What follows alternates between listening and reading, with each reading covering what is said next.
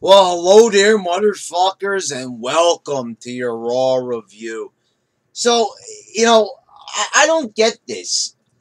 Let's just start from the beginning.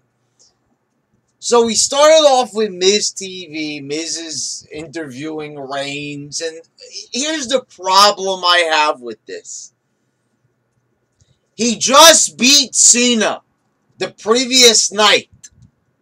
And it feels like we're in total reset mode. Like that didn't even happen.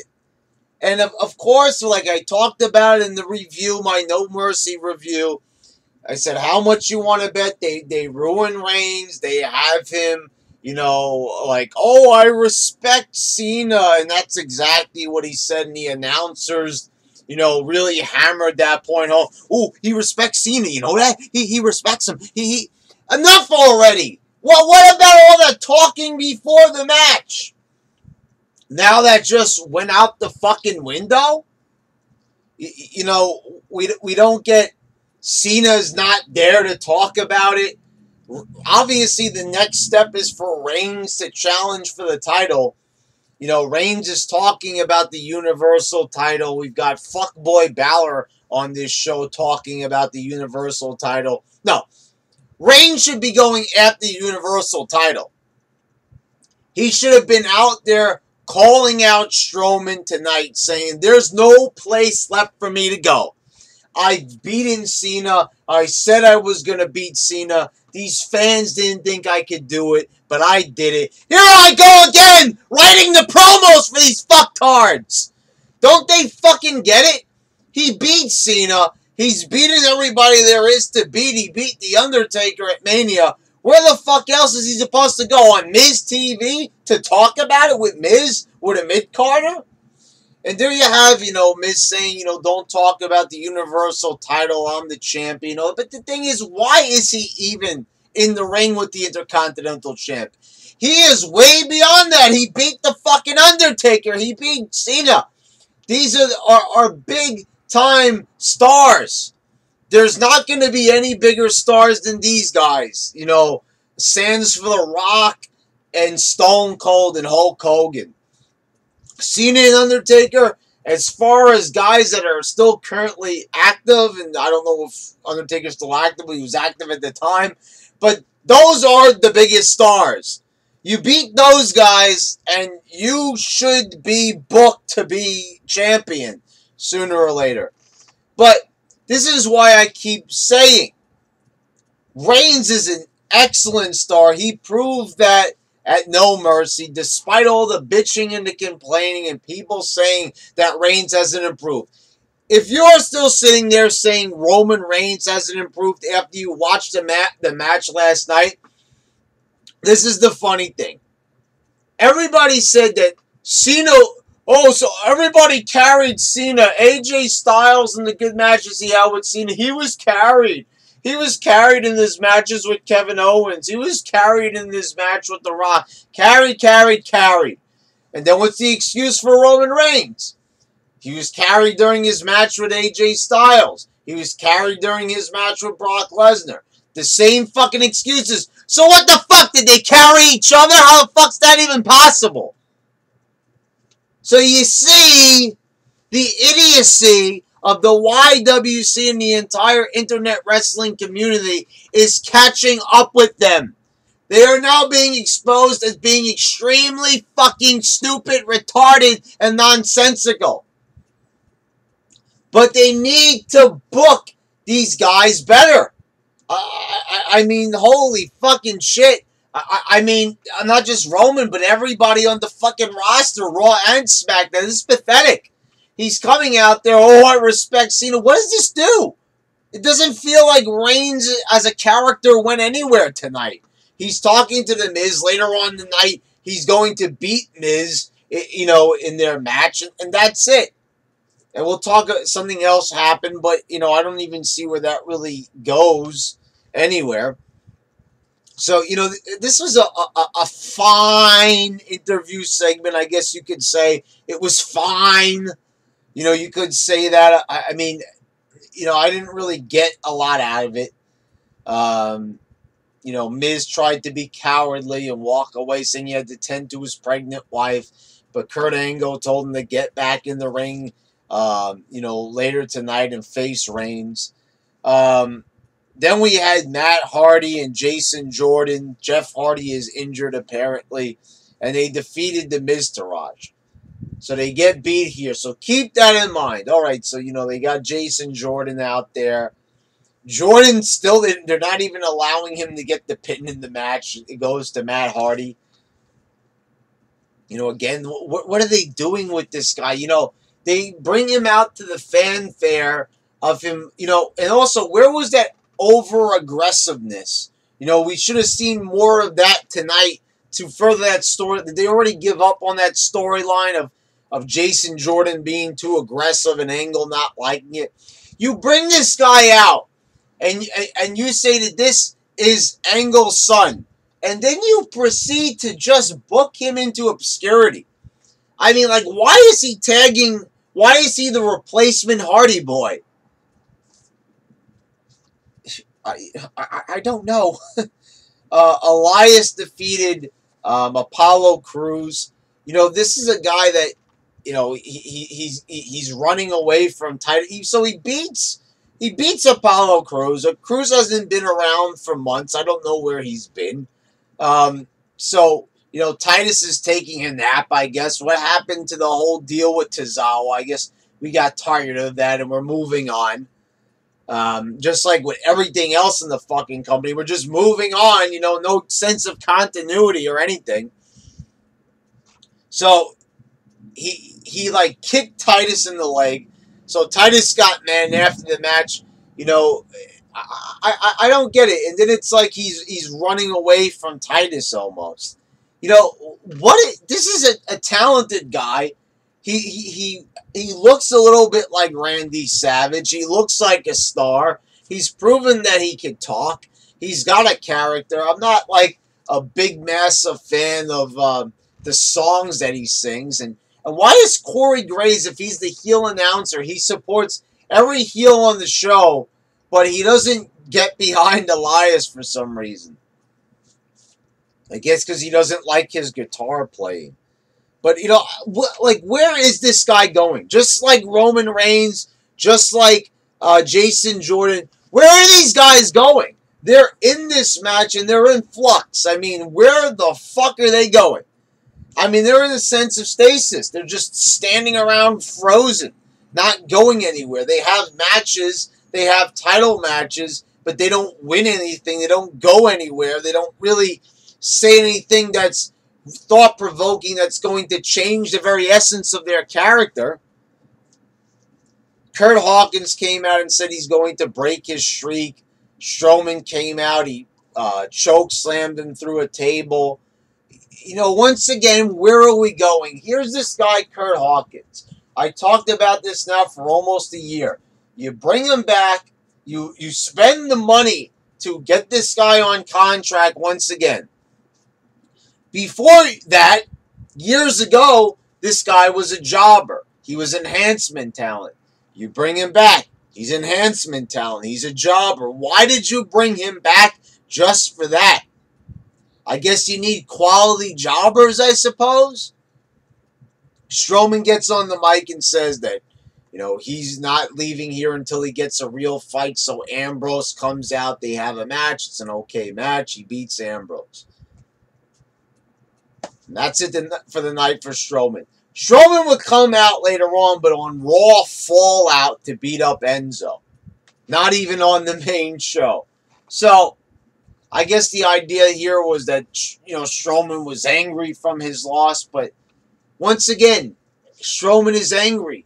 Does he ask for a rematch? Does he do anything that's going to further progress his own storyline of where he is? No, he's just having a match because he's angry. But I mean, what happened to stories? I mean, here we have we had a good show. I praised the show, guys. I did. I said No Mercy was a good show. I wholeheartedly enjoyed it. Not one moment was I bored during the show. It was thoroughly entertained. I enjoyed the matches. I enjoyed the athleticism. I enjoyed the storytelling at No Mercy. Did I say that maybe they could have made it a little bit more eventful with some post-match and pre-match stuff? Yes.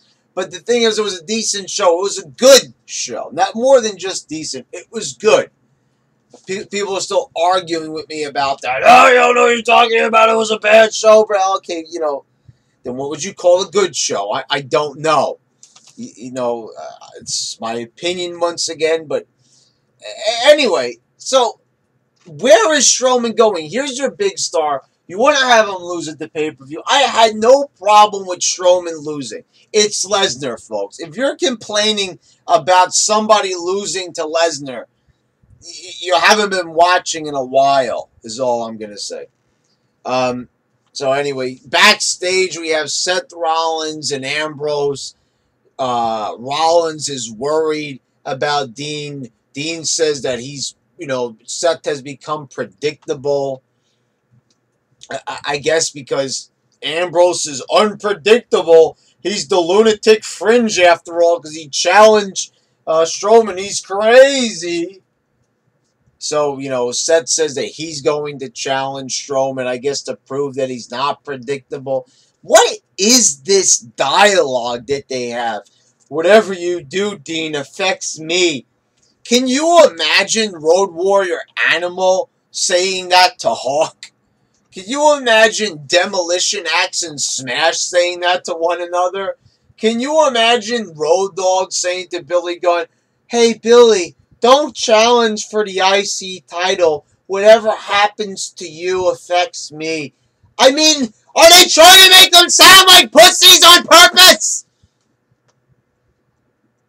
I mean, what are we doing here? I mean, not only is there bad storytelling, no storytelling at all, but whatever storytelling is left is this? I mean, it makes them sound gay. Just come right out and say it. Fuck the political correctness. It makes them sound like fucking homosexuals, for fuck's sakes. Whatever you do affects me. So, Dean, pull down your pants. Let's get busy. I mean, come on already! Is Seth trying to get into the genes of Ambrose? I mean, holy fucking shit. He's a fucking denim smuggler. My God, he wants to fucking get in there. Holy fucking shit. Alexa Bliss was in the ring, and she talked about how she was disappointed that everyone's talking about Asuka. I can empathize with you. Yes, I'm getting fucking sick and tired of these people talking about Asuka all the time. She doesn't know how to sell. She is the female Nakamurphy. I wanted to say that during No Mercy, but I hadn't actually created it in my head yet. It was actually, I was thinking about it. I said to myself, you know what? This is the female shitcake Nakamurphy. And I'm going to, I mean, I guess that will be her nickname for the purpose of these reviews and rants. But my God, I mean, she is the fucking female Nakamurphy. Without a fucking goddamn doubt, that's exactly what this girl is. I mean, the whole fanfare around her. She's from Japan, guys. Oh my God, she's from Japan. It was wonderful. Yeah. He's from Japan. Damn it! I am so sick and tired of everybody getting a free pass because they're from fucking Japan. Who gives a fucking shit?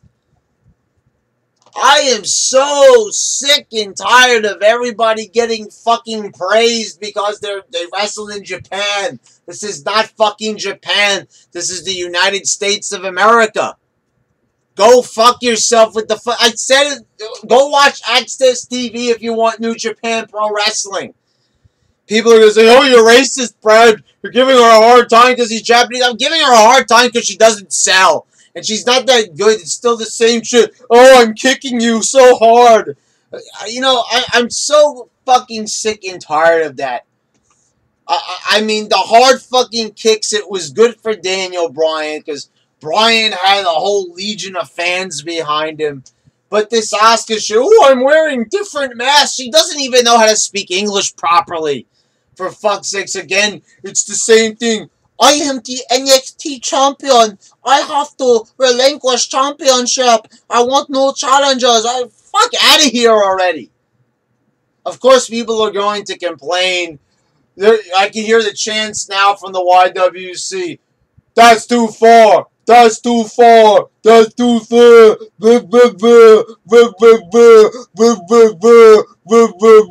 Yeah, I mean, come on already.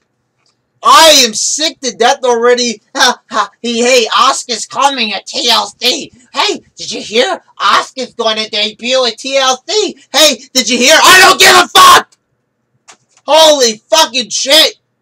I don't give two fucking shits about Asuka. She can kiss my fucking ass. Holy fucking shit. I am so sick to death of it. These fanboys love Asuka. My God, you crazy fucking obsessed fans want to run a train on her Japanese ass, I'm sure. Seth Rollins defeated Sheamus. So, and this was like in under 5 minutes. Beats him in a few minutes. I have no problem with short matches, but the simple fact of the matter is this. You've got everybody like powerbombing one another. Cesaro's teeth getting kicked out, and people are kicking out of everything. And this just ends with a simple knee. So a fucking powerbomb off the top rope onto another human body is not enough to end the match. And the fucking thing that was so crazy about that is that I think it was who they pinned, Ambrose or whatever it was. Nobody broke up the pin for that powerbomb. Is also something I wanted to stress during my review for No Mercy during that tag title match. It wasn't broken up, that pin. Fucking Ambrose kicked out of it without any assistance. It would have been one thing if Rollins broke it up, but that's not the way how they planned that spot. Ambrose just fucking kicked out of it. So you're telling me a simple fucking knee to Sheamus, this big guy, is enough to bring him down? But a fucking power bomb onto somebody else, that's not enough. Goldust was backstage with confronting Finn Balor, fuckboy Balor. So there, he says that you really insulted me. He cut a promo earlier in the night saying that he thought that, Goldust was a victim and he was sick of Bray Wyatt victimizing everybody. So Goldust took exception with that, and, he ends up beating up Finn Balor backstage. And I was happy about this, a more aggressive Goldust. But, we'll see what happens about that later on the night, so get ready for another rant on that.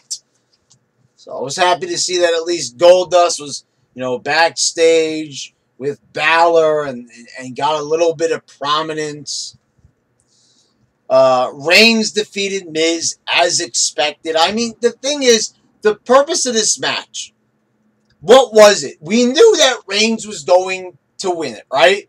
So, why have it? Anyway, let's talk about the post-match.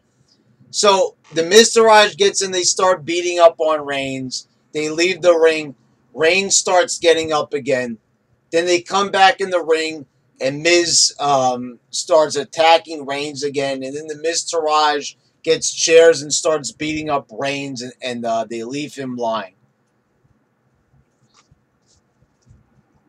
Why? Why? But why are we doing this? But Brett, you're making the Miztourage look strong. I know that. Okay? But the thing is, why did you have the Miztourage lose like they always do earlier in the night? If you're ready for the Miztourage for the big time, these are a bunch of losers beating up Reigns. You see what I'm saying here? What the fuck is the point? Why is he starting a feud with the Intercontinental Champion? What? Because they can't book Brock Lesnar for a couple of more dates? Pay him the fucking money to further a storyline? Nope. We got to put the world title stuff on hold, guys. It's not time for that yet. It's not time for Lesnar So this is the problem about having this part-time champion, especially when you're not willing to shell out the extra money to have him there. And the simple fact is this. I do get Cameron Morales, what he has been saying on Facebook. My friend Cameron Morales, what he has been saying is simply that, he would have liked to see Braun Strowman beat Lesnar. And I get his point, because the thing is, the ratings are not going to change. Guys, I will tell you this. I bet you The Rock could come back on Raw. He could win the title, and the ratings would go up a little bit. They'd come back a little bit. But they still wouldn't crack a 3.0, and I bet they wouldn't even get past like a 2.3 or 2.4. Not even a 2.5, I don't think.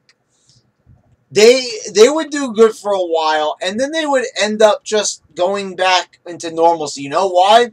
Because people would watch the product. The Rock would appear on one segment, and he wouldn't be on any other segment throughout the show. It might be like with Roman Reigns. He would be in the opening segment, and then he would be in this segment. And then that would be it for the night. And people would see that this is not the same way they used to book it back in 99 and 2000 and 98 and and even during the Ruthless Aggression era. Times had changed, and they're going to go down. So that's the thing. Because now we're stuck with this champion that now he's not there. There's not going to be any intrigue probably until Survivor Series, until the eventual next match of Brock Lesnar.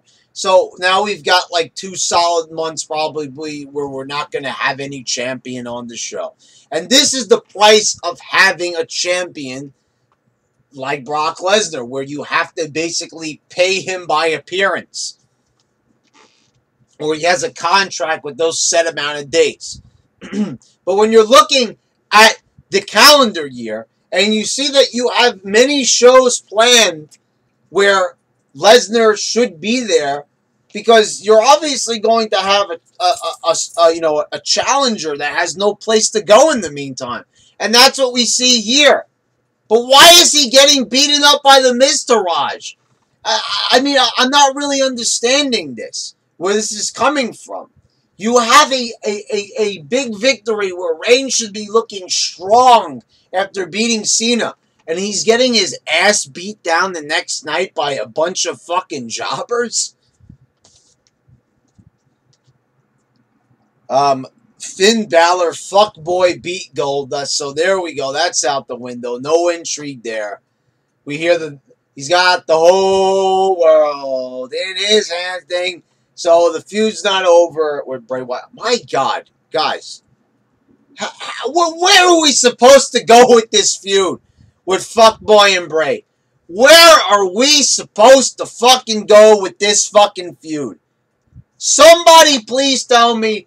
Wow, it's hot. I mean, really?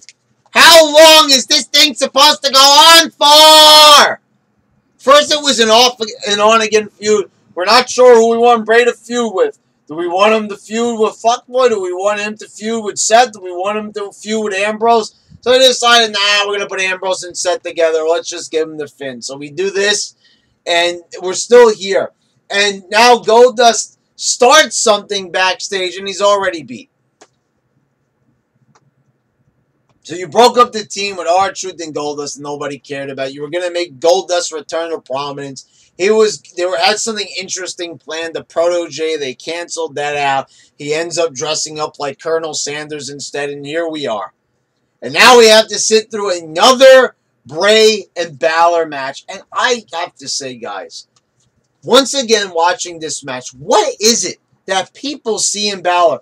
Besides the 5-year-old stomp and that fucking drop kick in the corner and that sloppy-ass Pele kick that he does, what is it exactly that tickles your little fucking pecker about Fuckboy Balor? Come on, YWC. Tell me in the comments why he's so great. Let me get a few video responses as to why Fuckboy Balor is the king of the indie darlings. Why the fuck is he so fucking marvelous? Why is he so great? Can I get some reasons here? I mean, what is it that's so fantastic about him? Sasha Banks and Bayley defeated Nia Jax and Emma. You know, Jax loses all the time. Emma hasn't gotten the win ever. So, you know, what is the point here? What are we looking at? You know, what's the story here? The Divas division, the women's division, excuse me, is it going to be super fucking boring until Asuka gets there? She's going to save the women's division. I'm sure we've heard this many times before. A new wrestler is going to come in and save the company, right? Enzo was in the main event segment, which I don't really ever get the concept of the main event segment. Somebody told me a few weeks ago in the comments it's because they don't give a fuck about this segment because people are turning it off. Instead of having the mentality that we put on a better segment to get people in the third hour, because Raw used to run from 9 to 11, not to 8 to 10, that kind of went out the window, and instead we're going with this way of doing business where we're just going to put something out there. So, Enzo was entertaining here. I liked Neville, you know, his attitude. I love how he's like, very bizarre now, and talking like this. I don't know what it is, but you had two charismatic guys, and it's funny that Neville said that Enzo thinks that everybody behind him, because it was the whole 205, he had Jack Gallagher out there. I haven't said that in months. Grand Metalik. You have Brian Kendrick, who is a guy that does have some potential. We've seen that before, in all honesty. But he said that Enzo had said that they're all nobodies. And he's right! They are all nobodies. Besides Neville and Enzo, these are the only guys that have any charisma, that have any look to them, that have anything worth a damn going for them in their careers. Everybody else, no personality, no particular look to them that really makes them stand out. The reason, guys, why they gave Enzo the title is to fucking, you know, try to help it and elevate it by giving it to somebody that has genuine main event level charisma. He might not look like a world champion. He will never be a world champion, obviously. But Enzo has got what it takes to really, you know, stand out as a big-time star. And they're trying to do that as best they can. At first, I was looking at it as a demotion, but I see what they're trying to do. They have this failed portion on the show called 205 Live. Enzo's got some heat, but they're still willing to give him a chance. So you had Neville come down to the ring. He beat up Enzo. He gave him the red arrow. Enzo was coming off as a heel here. I guess they're stopping with the babyface thing because the fans are giving him a hard time. And here's the funny thing about this. I talked about it in my No Mercy review, how everyone's complaining about Enzo winning. They're saying, hello, you know, Neville, you know, the belt for so long. And how many times did I talk about how I didn't like 205 Live, but how I liked Neville a lot, how I like the guy's look. He's in tremendous shape. I like the character that they were giving him, almost like a Viking-style Game of Thrones character, where he was talking very hard with his accent like this. And that's exactly what he did here. This wasn't like a main event level segment, though, guys, to put in the third fucking hour to end the show. You're telling me that the cruiserweights close out the show? I'm just saying, you know, it would have made more sense to go off the air with the Miz Taraj beating up, you know, the former world champion like Roman Reigns. That would have made more sense. So then, like I said, on Raw Fallout, they had Braun Strowman come out with all the cruiserweights and they all beat him up, but they didn't want to air that part. They're not probably even going to talk about it. And this is the other thing that I want to talk about, is before I close out this review, about the fan reaction towards Enzo and how Wade Keller and everybody else were losing their minds over this. You guys beg WWE, bring up Big Cass and Enzo from NXT, please. They didn't come. Why aren't they there yet? They didn't come yet. Then finally they bring them up from NXT. They're finally there. And they're there on the main roster. I'm sick of them! They're doing the same shtick they did in NXT. I don't like them! So they break them up. And then people complain, why did they break them up? So, you know, they have a feud. People don't like it, whatever. You know, it was flawed. I'll admit it. What the big show's in there, I don't know. But anyway, so, you know, they like Enzo. They talked about how great and charismatic Enzo was. And then they just fucking turn on him for no reason. Just like these fans do all the time. Just like what these fans do with Bayley. Bayley came out, and that's what I didn't talk about in the women's match. So let's just rewind for 1 second, because I've got more to say on that too, because it relates. You could have heard a fucking pin drop after that women's match. You could have heard a fucking pin drop when Bayley came out. But that was another one. Bring Bayley to the main roster. Oh! You know, like, and they said the same thing about Enzo. So now Enzo's there, and now people don't like him. Oh, this is like disparaging to 205 Live. Who gives a fuck about 205 Live? And the thing is, you guys liked Enzo. So now that they're doing something with him, they're trying something different, you don't like it. Would you people just please fucking get a grip and shut the fuck up already? Because the thing is, you begged him to be here. He's here now, and you don't like him. All of a sudden, fans turn on you. This is exactly why this fucking company shouldn't be catering to these fucking buffoon smarts. Because they have fucking ADD. Oh, I like this guy. I don't like this. Oh, yeah, fucking bipolar, fucking split personality, schizophrenic motherfuckers up here in the YWC. That's what we have here. These people don't know what they like. They want one thing. We want Ambrose as champion. Oh, he's champion. Now we don't give a fuck. I mean, this is the thing. They go from one thing to the other. Stop listening to these fans. Because this is exactly how you kill a fucking company. By listening to these beach ball fondling fucking, people in the crowd trying to get themselves over. This is what we're getting. These Japanese obsessed, these people that want to rape Asuka. I mean, holy fucking shit. You people are fucking disgusting. I am getting fucking sick and tired of the YWC! What is your major malfunction? I mean, my fucking God.